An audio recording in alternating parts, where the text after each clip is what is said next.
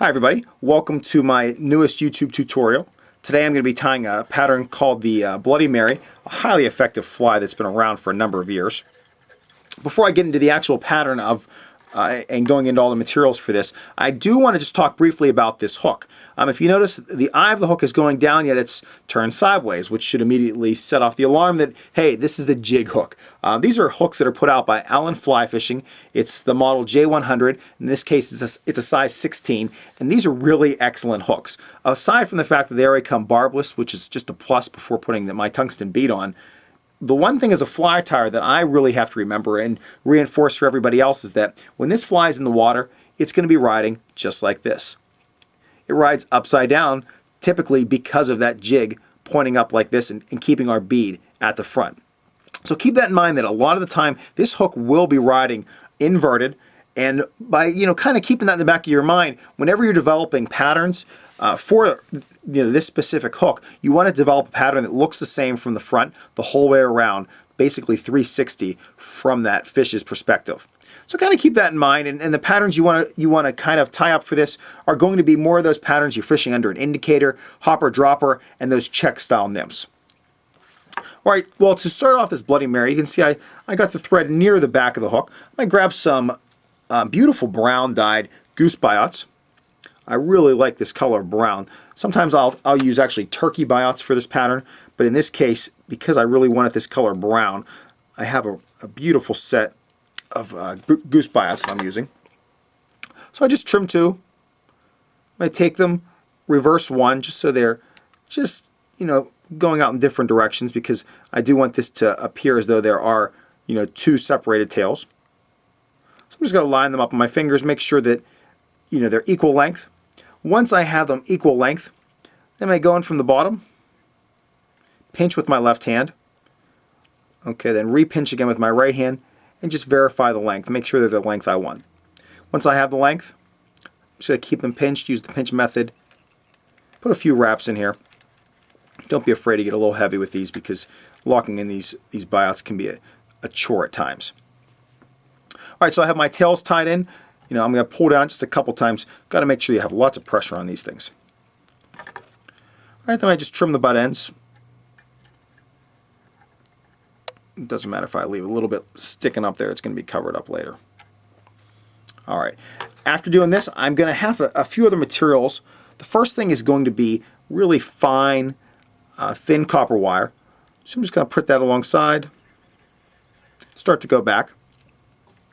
Then the next material I'm going to tie in, I'm just going to use a smaller peacock feather from below the peacock eye. Here's the peacock eye at the front. I'm just going to go down a little bit until I find some finer peacock feathers. I got one right in there. What I'm actually going to do is tie this in by the tip. So I'm just going to go into the tip. If you pull it a couple times when you're in the tip, you'll notice that the tips are very fine. So you want to make sure that you have it so whenever you have this locked in, you're pulling, it's not going to be so fine that it's going to break.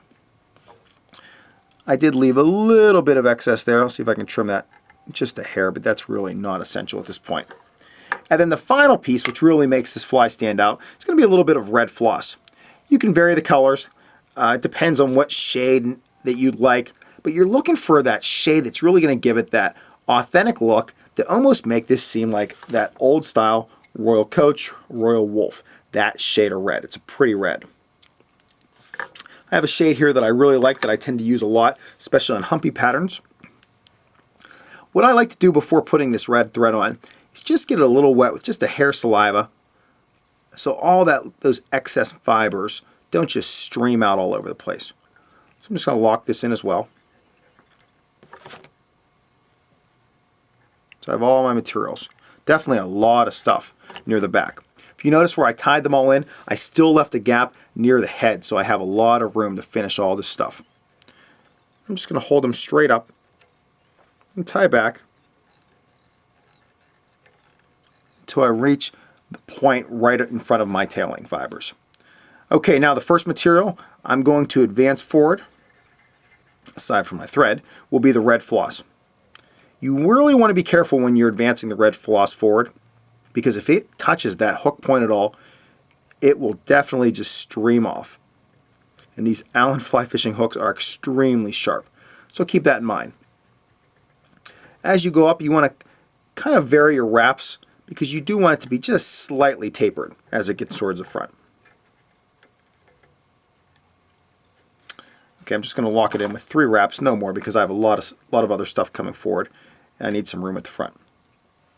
All right, if you look, you have that real classic looking body so far, and then here is the next piece, the next addition to this. It's going to be the peacock. Excuse me. I wrap this forward. I'm going to exaggerate it just a hair with my ribbing. I want to make sure that they're relatively even.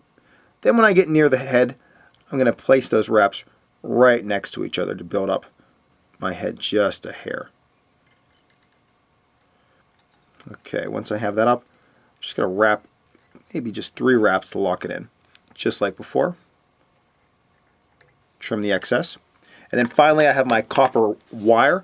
I'm going to reverse rib this the opposite direction from that peacock, and I'm going to really leave this wire open. So I'm only going to be making a couple turns up to this top section of the peacock, and I'm going to wrap right in the middle of it.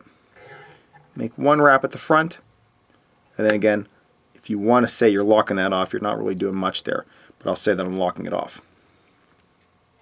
Okay, at this point, it's a really classy looking fly. No matter how the fish is looking at it, it's going to look the same in all directions. But then to finish this fly off, I'm going to put a little piece of soft hackle at the front. I have a nice little hen hackle. It's a furnace hen. Real nice with that black coloration, the brown tips. It's a really perfect material for this. The one thing you have to watch whenever you're using some of these hen hackles is that their stem fibers can be relatively fragile and very weak. So here's one that I've already picked out. You can see it's bent a little bit because I've tested it for the proper length. Now with the feather, the front of the feather facing me, I'm going to strip the left side. So I'm stripping all these fibers off the left side. I really believe, and I really want to stress to everybody out there, that when tying in soft hackles, less is more. Fish, I'm not saying they're going to be counting the number of legs you have on your fly, but whenever I look at a soft hackle, it should not have as many legs as I typically see. So keep that in mind. Now I've just separated the feathers at the very tip. So here's my feather now. Let me grab my bodkin and I'll show you exactly what I'm talking about.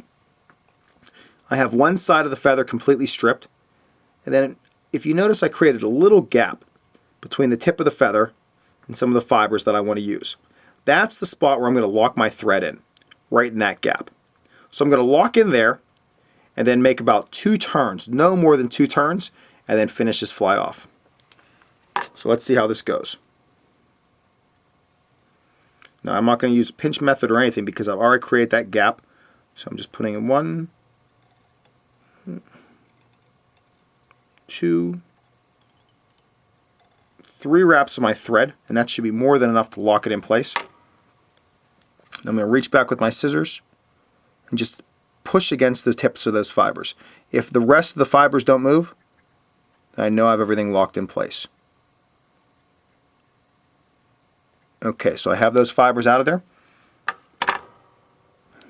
Now you can use hackle pliers or your fingers. In this case, let's see, I think I might probably try to brave it with just my fingers. And here's my first turn. While I'm doing this, I'm just going to gently stroke those fibers back. Hold it down. Make my second turn. When I get up to the top, I stop right there. Bring my thread through. As I do, I'm just going to motion my thread back and forth so I don't get too many fibers trapped underneath it. Now I can let go of the hackle. Again, wind my thread through. Now I'm going to pull all the hackle back with my fingers. Again, make 2 wraps and then stop. At this point, I want to grab the butt end of that furnace hackle, trim it as close as possible. Now I definitely have enough room at the front of the fly to finish off my head, but I might just gently stroke those back.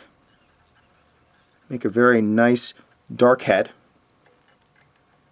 Put 1/2 inch.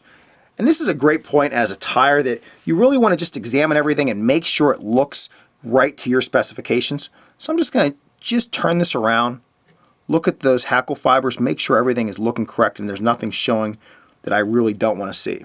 Everything on this fly looks great, so I have it locked in place with my half hitch. So this is the point where I'm just going to whip finish this fly.